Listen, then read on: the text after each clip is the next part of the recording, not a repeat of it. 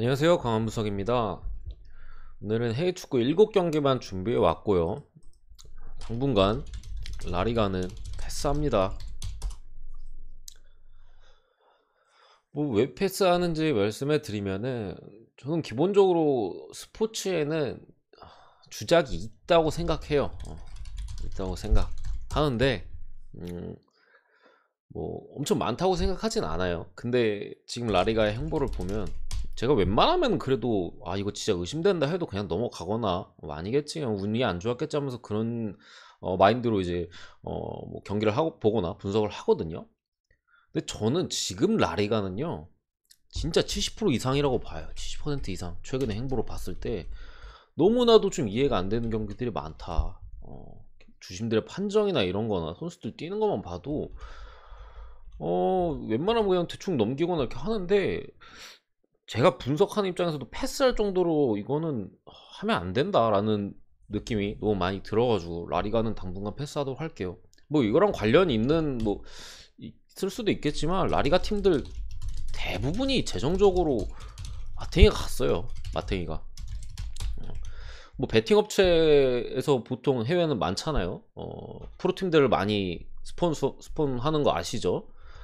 스폰서 마크를 많이 대놓고 이제 가슴팍에 달고 있는 경우도 많고, 라리가 팀들이나 이제 분데스리가 팀들은 지금 어떨지 모르겠는데, 라리가는 이제 재정적으로 너무 안 좋기 때문에 최근에 또 행보도 그렇고 너무 의심이 너무 많이 돼요. 의심되는 경기들도 너무 한두 경기가 아니고, 무슨 하루 경기를 치르면은 보통 한 경기 정도는 그런 의심스러운 게 나올 때도 있긴 해요. 대충 넘어가죠 그냥, 재수없다 치고. 근데 뭐 한두 경기 하루 있으면 한두 경기가 아니라 거의 뭐 절반 이상이 의심되는 경기들이 나오고 있다. 저는 그래서 라리가 당분간 안 합니다. 그래서 할 거고, 어, 최근에 너무 해외 축구가 어렵죠. 거의 미쳤어요. 저도 어제 승무패를 이제 2월 돼가지고 좀 했는데, 무슨 노리치 승이랑 맨유 승을 잡았음에도 와, 다른 경기들이 너무 터지더라고요. 쉽지 않은데, 뭐 지금까지 2개 틀리고 있긴 하지만 좀 이변을 다 잡아도 이변이 나온다 쉽지 않다 최근에 해주고. 어쨌든 들어가 볼게요. 맨시티 대 에버튼. 요 경기 같은 경우에는 일단은 뭐 맨시티가 생각보다는 조금 아쉽긴 해요. 직전 경기에도 이제 크리스탈 팰리스한테 이번 시즌 홈에서 첫 패배를 기록했고, 에버튼 같은 경우에는 부상자가 너무 많죠. 그런 상황인데, 상대 전적에서는 일단 맨시티가 압도적인 모습을 보이고 있습니다. 에버튼한테는 그냥 안 져요. 맨시티는 거의 승점 자판기 수준으로 이제 가져가고 있는 사이즈고, 뭐 출전 못 나오는 선수들 같은 경우에는 이제 맨시티에는 케빈 데브라이너 자가격리로 못 나오고요. 뭐 페란 토레스 좀 장기 부상이죠. 추가로 얘네 둘은 일단은 못 나오고, 추가로 이제 그릴리시, 베르나르도 실바, 필포덴, 이런 선수들이 불투명에 지금 떠있는 맨시티입니다. 확실히 핵심들이 많이 빠졌어요. 최근 이제 최전방에서 좀 불황했던 맨시티에서 좀 펄스9 가짜 9번의 역할을 자주 소화했던 페란 토레스가 빠졌다는 부분도 아쉽고, 뭐 물론 빠진 지 오래됐지만, 그리고 핵심 미드필더 케빈 데브라이너, 뭐 이번 시즌 돈 많이 써가지고 데려온 그릴리시, 아마 제가 알기로 글리시가 EPL에서 찬스 랭킹 1위로 알고 있는데 빠진 거 아쉽고, 불투명한 게 아쉽고 불안하고, 뭐 베르나르도 실바도 확실히 초반에는 많이 좀 주전 경쟁에서 밀릴 수도 있겠다 싶었는데 올라오는 상태에서 불투명 아쉽고, 필포덴 맨시티 최고의 재능이잖아요. 이런 모습인데, 그나마 다행인 게 라포르테가 출전 정지에서 복귀한다. 수비적으로는 확실히 라포르테가 있는 게 저는 낫다고 보거든요. 그래서 복귀하는 부분은 분명히 좋은 부분인데, 물론 없어도 뭐 존 스톤스 이런 좋은 수비수가 있긴 해요. 근데 어쨌든 실점에 대한 부분을 생각했을 때는 긍정적이다 라고. 에버튼 쪽을 보면은 홀게이트 출전 정지로 못 나오고요. 핵심 미드필더, 가장 중요한 선수의 미드필더 중에서 어제 제가 레스터 틸레만스 말씀드렸잖아요. 에버튼엔 두쿠레 못 나오고, 뭐 칼버트 루인 역시나 핵심 공격수 못 나오고요. 톰 데이비스, 옛날에는 뭐 한참 뭐 재능으로 불렸는데 지금 에버튼에서는 주전 경쟁에 밀려있지만 두쿠레가 빠진 상황에서 톰 데이비스가 빠지는 거 상당히 아쉽고요. 여기에 이제 또 중요한 수비 자원이죠. 예리미나가 불투명에 떠 있습니다. 뭐 톰 데이비스까지는 확실히 빠지는 것 같고 예레미나가 지금 불투명에 떠 있는데, 일단은 당연히 요 경기는 이제 뭐 맨시티 마인이나 뭐 어노바 요 중에서 고민을 하시겠죠. 이 경기를 베팅 하신다면은. 제 생각에는 일단 두쿠레도 빠졌고 톰 데이비스도 없는 상황에서 지금 에버튼이 미드필더 중에 어떤 카드를 쓸 수 있을까. 일단 알랑이 나올 거고요. 알랑이 나올 거고, 한 자리가 아마 옛날에 맨시티에서 뛰었던 파비안 델프가 나올 걸로 보이는데, 지난 토트넘전에서 에버튼이 수비적으로 괜찮았어요. 물론 홈 경기이긴 했지만 수비적으로 충분히 잘 커버가 되는 모습을 보였는데, 오늘 어쨌든 상대가 맨시티란 말이죠. 저는 라인업적으로 봤을 때 이거 에버튼이 볼 소유하기 정말 쉽지 않다, 이렇게 봅니다. 그러니까 결국에 맨시티가 90분 내내 두드릴 것 같아가지고, 사실 근데 지금 맨시티의 라인업도 어쨌든 오늘 경기 같은 경우에는 뭐 그릴리시도 빠져 불투명이고 베르나르도 실바나 포덴도 불투명이기 때문에 이 경우 라인업 못 보고 가잖아요. 그런 상황에서 스털링이 나올 가능성도 있고, 뭐 제주스는 나올 것 같고요. 뭐 마레즈 뭐 이런 선수들이 좀 저 선수들이 몸 상태가 좋지 않다면은, 뭐 적어드려야 되나? 이 선수들의 몸 상태가 좋지 않다면은 불안한 모습이 분명히 있긴 한데, 어쨌든 제가 볼 때는 이 얘네들 중에서 불투명이기 때문에 나올 선수들이 분명히 있고 교체 명단에는 포함될 가능성이 높아요. 이거 90분 내내 맨시티가 에버튼을 두드린다면 저는 마인은 해줄 가능성이 당연히 높다고 보고요.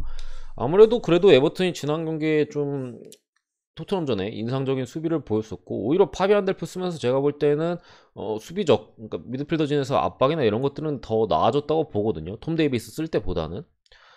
그런 부분이랑 또 뭐 홀게이트가 빠졌지만 루카디뉴가 또 뛸 수 있기 때문에 오히려 고드프리가 중앙 수비로 돌아오고 뭐 마이클 킨이랑 같이 뛴다면은, 저는 홀게이트 마이클 킨보다는 고드프리 마이클 킨이 더 나은 것 같아요. 특히나 루카디뉴가 들어와야지 또 이제 측면에서 이제 또 수비가 더 안정적이라고 보기 때문에, 고드프리가 그쪽에서 실수를 많이 했잖아요. 사이드백, 왼쪽 사이드백 뛰면서. 그런 부분도 있고, 뭐 예리미나가 혹시 나올 수 있는 부분도 있기 때문에 어노바는 3.5 기준 언더 봅니다. 그리고 맨시티 같은 경우가 지금 3일 뒤에 파리 챔스 있어요. 파리랑 챔스 홈에서 이기 때문에 맨시티가 보통 이런 일정에서 경기를 하는 걸 보면요, 학살하지 않아요. 한 2골 차 정도 내놓고 적당히 볼 돌리면서 경기합니다.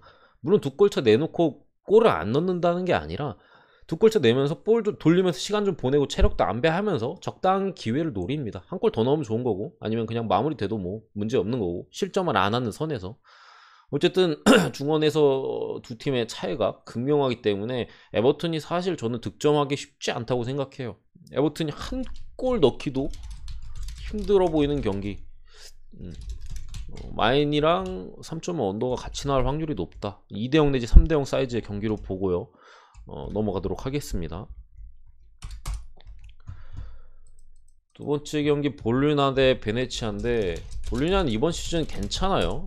상당히 이제 공수 밸런스가 안정된 팀이고, 오늘 같은 경우에 이제 보니파지까지 중앙수비 불투명에 떠 있는데, 제가 볼 때는 나올 가능성이 좀 높지 않을까, 높지 않을까라는 보는 선수고, 결국에는 이제 실베스트리라는 풀백 자원 말고는 풀스쿼드예요. 근데 얘가 뭐 물론 중요 자원이긴 하지만 거의 그래도 보니파지가 돌아온다는 점에서 안정감이 있을 거고, 베네도 거의 풀스쿼드입니다.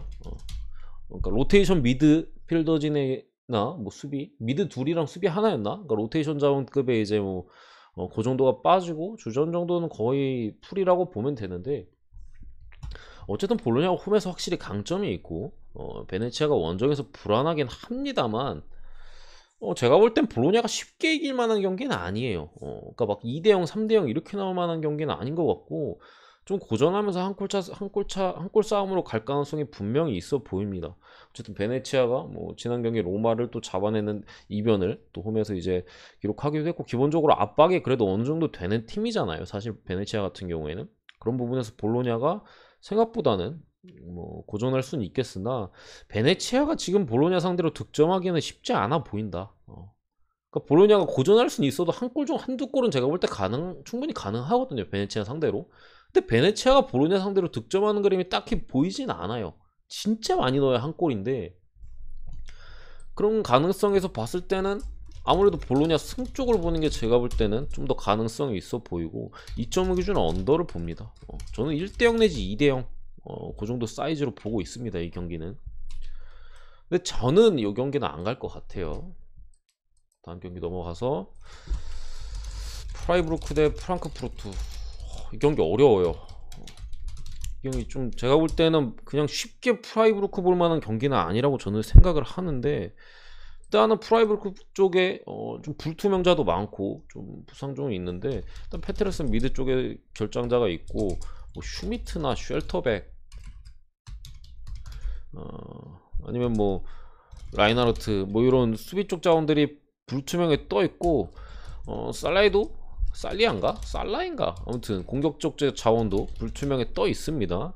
그런 상황에서 프랑크푸르트는 특별하게는 뭐 부상자가 없어요. 그러니까 전력적으로 파시엔시아 공격수죠, 뭐 렌츠 뭐 이런 애들이 불투명에 좀 떠 있는데, 사실 뭐 파시엔시아 같은 경우에는 지난 시즌인가 지지난 시즌에만 좀 잘했지 이번 시즌 좀 너무 아쉬운 모습이고, 사실 코스티치의 의존도가 공격 쪽에서 프랑크푸르트는 너무 높은데, 일단 코스티치가 나오기 때문에 그런 부분에서 불안함이 있는데,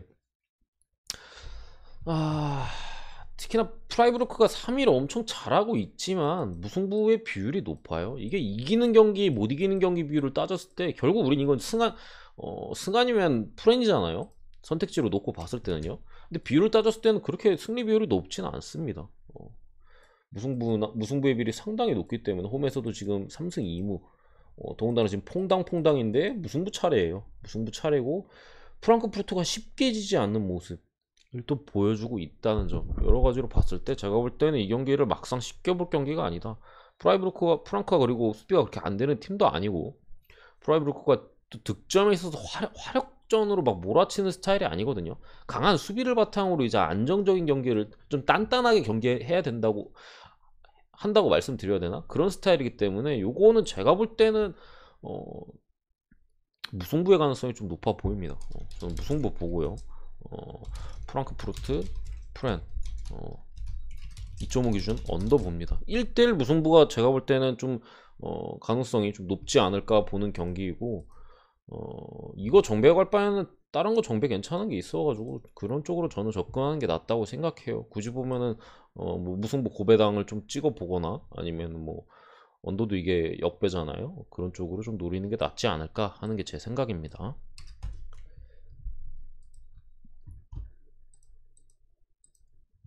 근데 저 경기는 사실 고배당 말고는 안 건들 것 같아요. 주력 배팅으로 갈 경기는 아닙니다. 프라이브르크랑 프랑크푸르트는 토트넘 대 리즈인데, 일단은 뭐 토트넘이 감독 교체했고, 지난 경기 이제 긍정적인 부분이라면은 7경기 만에 직전 경기에 무실점을 했어요. 콘테 감독이 오고 경기에서 이제 에버튼, 물론 이제 칼버트 린도 없고 두크레도 없고 상당히 이제 불안정한 전력의 에버튼이긴 했지만, 어쨌든 원정 경기에서 또 무실점을 했다는 부분이 또 포인트가 될 수 있겠고, 계속 7경기만이에요. 계속 뭐 한 골, 두 골, 뭐 골 계속 먹다가 세 골 막 계속 먹다가 간만에 무실점을 했다는 점이 이제 토트넘이 긍정적으로 볼 부분이고, 리즈 같은 경우는 이제 부상자들이 아직도 이제 벤포드랑 아일링 뭐 이런 애들이 나가 있긴 하지만 많이 복귀했어요. 원래는 진짜 다 부상이었거든요.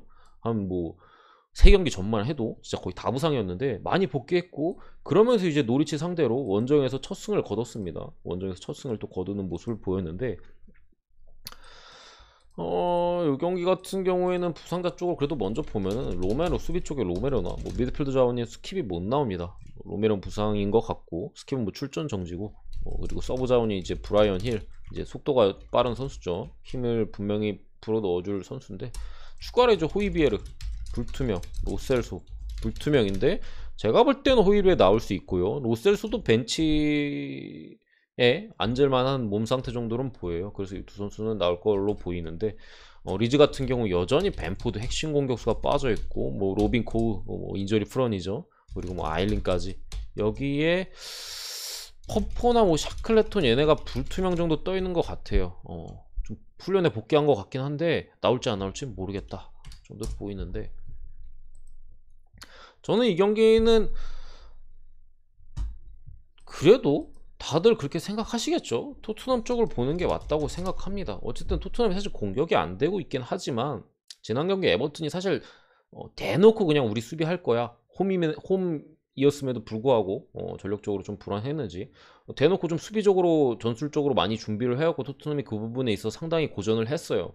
근데 어쨌든 리즈는 수비적으로 일단은 상당히 불안하다고 말씀드려야 되나? 그러니까 수비적으로 사실 좋기가 힘든 팀이에요. 팀 컬러 자체가 상당히 이제 선수들이 앞쪽으로 이제 숫자 싸움을 많이 가져가고 뭐 부상자도 그동안 많았고 그런 부분에 있어서 사실 팀 스타일상 수비적으로 뭐 안정되기 힘든 팀인데 오늘 경기도 어쨌든 리즈가 그런 팀 컬러상 뭐 토트넘의 앞선에 뭐 케인, 모우라, 손흥민을 아무리 토트넘이 최근에 앞선에서의 득점에 있어서 힘들었다고 한들 제가 볼 때는 한 골 이상 먹을 가능성이 90% 이상이라고 저는 보고요.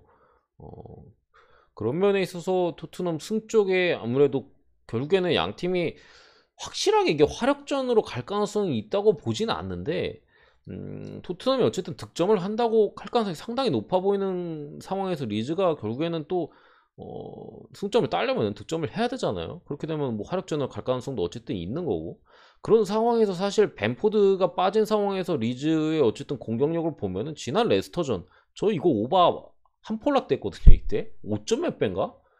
7점 5점 몇 배인가 6점 몇 배인가 오버 한 폴락이 났었던 기억이 있는데 확실히 벤포드가 없는 상황에서 만들기는 적당히 잘 만들어요. 근데 위력이 떨어집니다.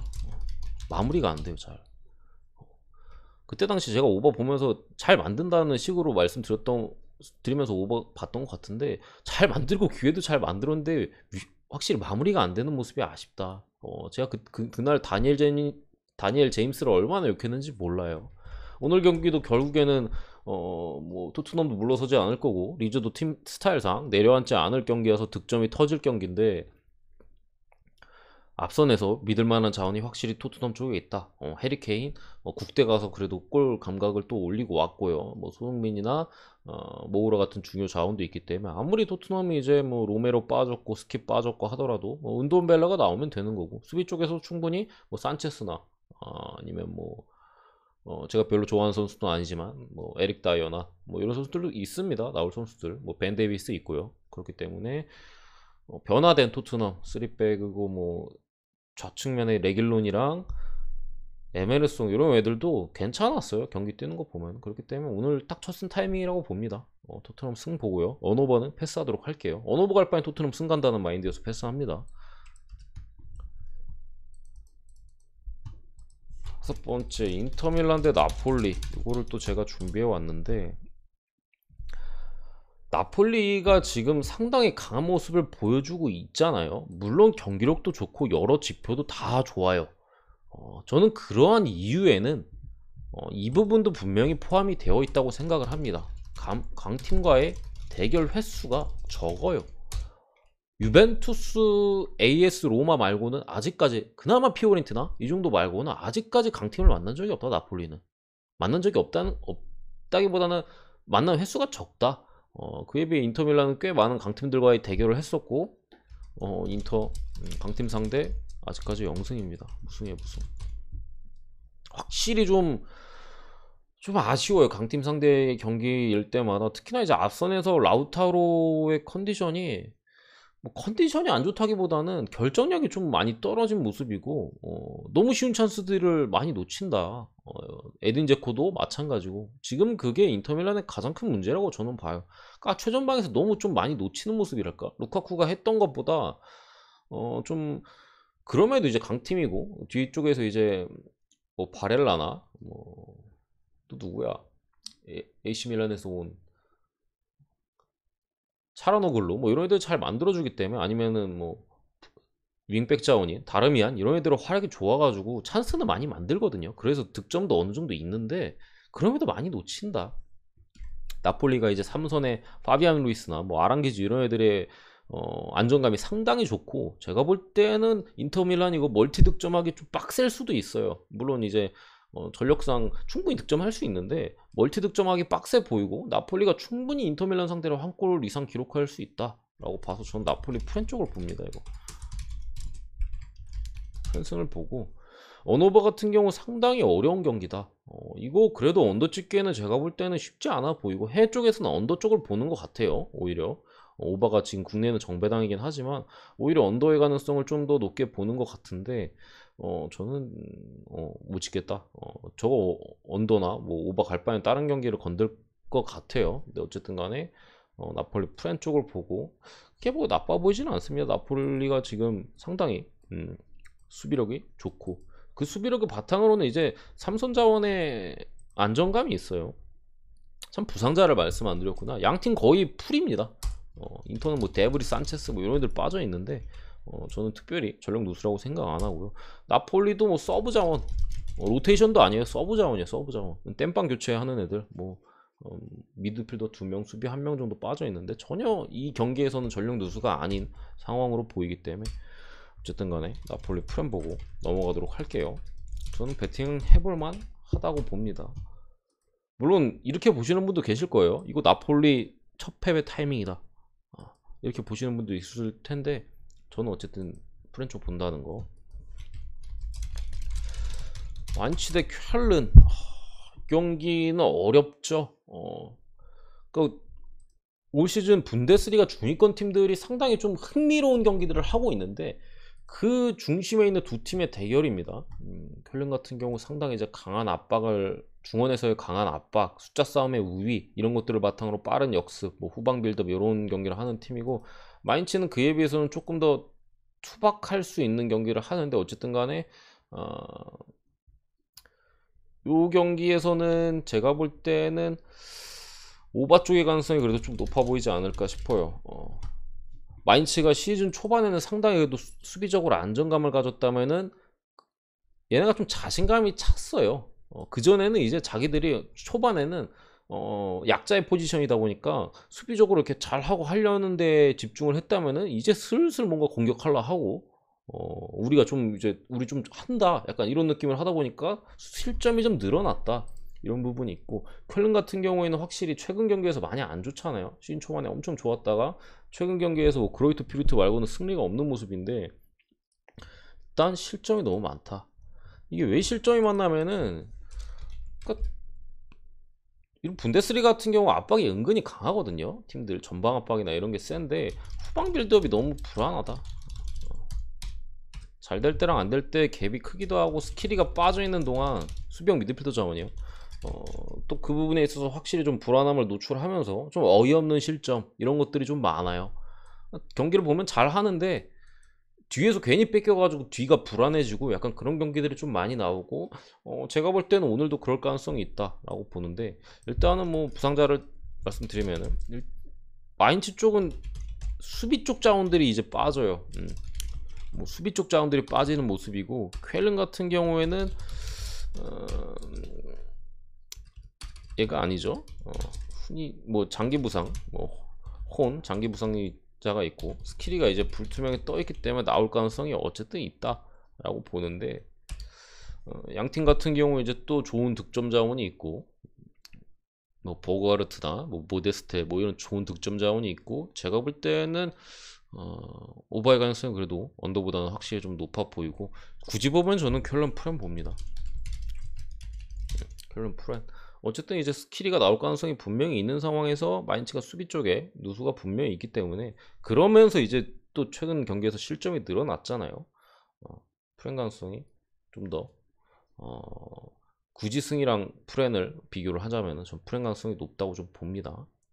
어쨌든 오버랑 프렌 쪽 보고 넘어가고요. 오늘 준비해온 이제 마지막 경기고 뭐 한두 경기 정도 코멘트를 하고 넘어갈 건데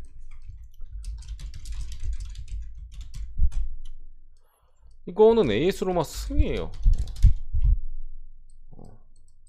저는 이거 로마 승 갑니다. 오늘 제가 다른 건 말씀을 뭐 애매하게 드리거나 잘 안 말씀드리는데 이거는 가요. 제가 오늘 뭐 금액을 낮춰서 해주가 요즘 좀 빡세기 때문에 배당을 올리고 금액을 낮춰서 가든 아니면 뭐 두폴 풀을 때리든 아니면 과감하게 진짜 고배당 풀을 때리든 뭐 어떻게 베팅할지는 아직 저도 정하진 않았는데 이 경기는 제가 오늘 갈 것 같다. 제가 부상자가 너무 많아요. 뭐 이런 앞선의 자원들도 부상이고요. 지금 뭐 이런 뒤쪽에 수비 쪽의 자원도 부상이고요. 뭐 핵심 공격수 데스트로도 빠져 있고요. 그 크리시토의 제가 알기로 주장으로 알고 있는데, 주장에다가 이제 PK 점당 키커, 그리고 수비 쪽에서 확실히 중심을 잡아줄, 다 빠졌어요. 로마가 아무리 최근에 좀 불안한 경기를 하고 있다 한들 지금 특별한 부상자가 없다. 장기 부상자나 아니면 인저리 프론들, 이런 애들 뭐 장기 부상자잖아요. 아니면 뭐 항상 부상 달고 다니는 뭐 스몰링 같은 애들, 이런 애들 말고는 전력적으로 다 있는 상황. 저는 이거는 로마가 이거 여기서 못 이기면 진짜 말도 안 된다고 생각해요. 이거는 진짜 제노아 상대로 이렇게 다 빠졌는데, 그리고 그냥 빠진 것도 아니고 핵심들만 골라서 빠졌어요. 어떻게 이렇게 핵심들만 빠졌는지. 핵심들만 골라 빠진 상황에서 이거는 로마가 제가 볼 때는 충분히 잡아줄 만한 경기다. 에이스 로마 승 보고요. 에이스 로마 마인승까지 볼게요. 오바는 패스합니다. 저는 오바 갈 바에는 마인 찍는 게 맞다고 생각해요. 배당 대비로 봤을 때 이거 오바는 제노아가 한 골도 못 넣을 수도 있는 경기에서 오바는 상당히 리스크가 있어 보이고, 이렇게 보고 마무리를 할 거고요.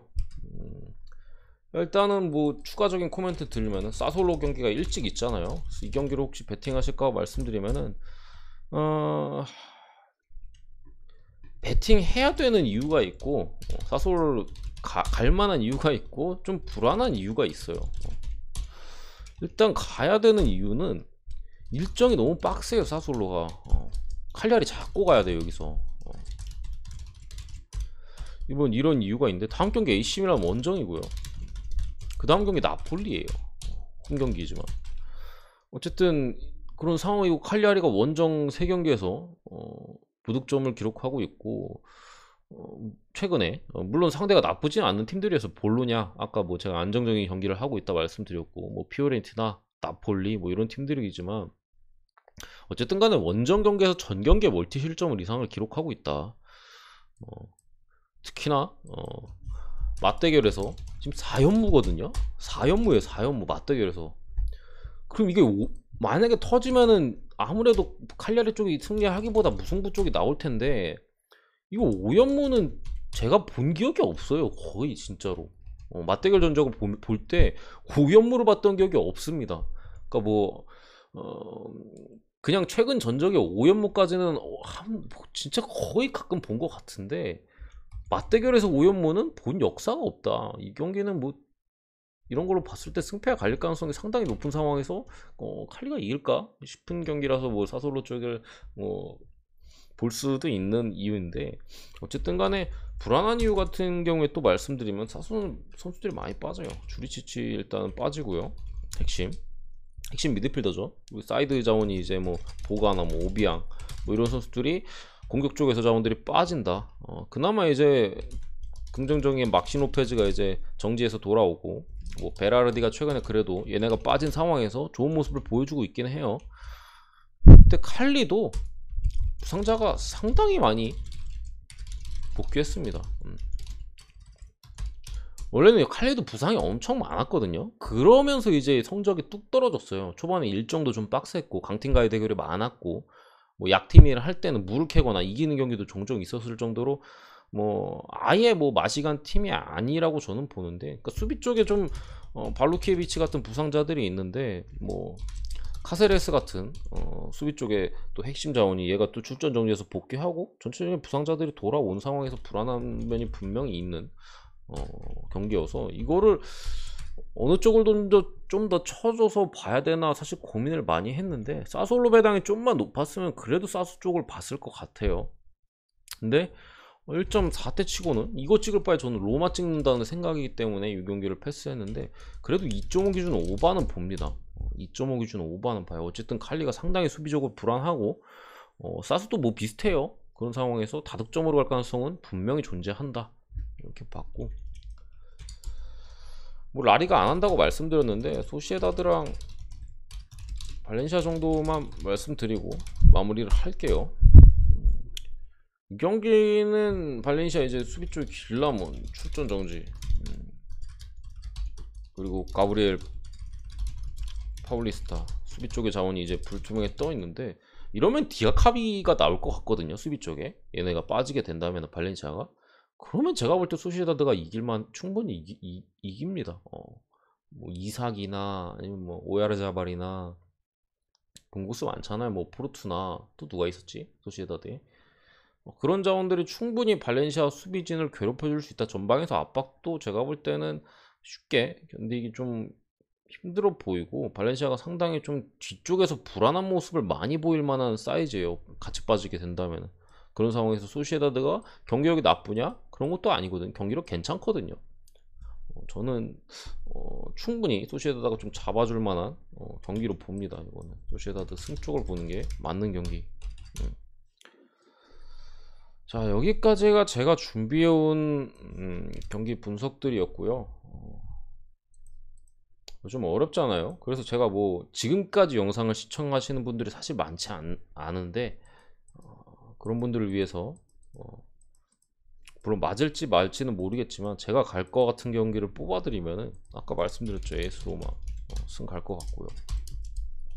맨시티 마인이랑 언더랑 고민 중인 상황이고 지금 여기에 나폴리 프렌 고민 중 토트넘 승은 아마 가지 싶은 이거는 고민 중이라면 이거는 그래도 갈 가능성이 좀 더 높은 그런 경기고 이렇게 갈 것 같아요. 제 생각에는 요 네폴 다 가든가 아니면 두 개에서 풀 때리든가 다가 좀 이런 쪽으로 가지 않을까. 요 네폴 중에서 뽑아가든가 네 개 다 가든가 이렇게 갈 것 같아요. 오늘 같은 경우에는 생각보다는 갈만한 것 같아요. 저 4경기는 나머지 경기들에 비해서는 좀 더 안정적이지 않나 싶고요. 일단은 오늘 분석은 여기까지고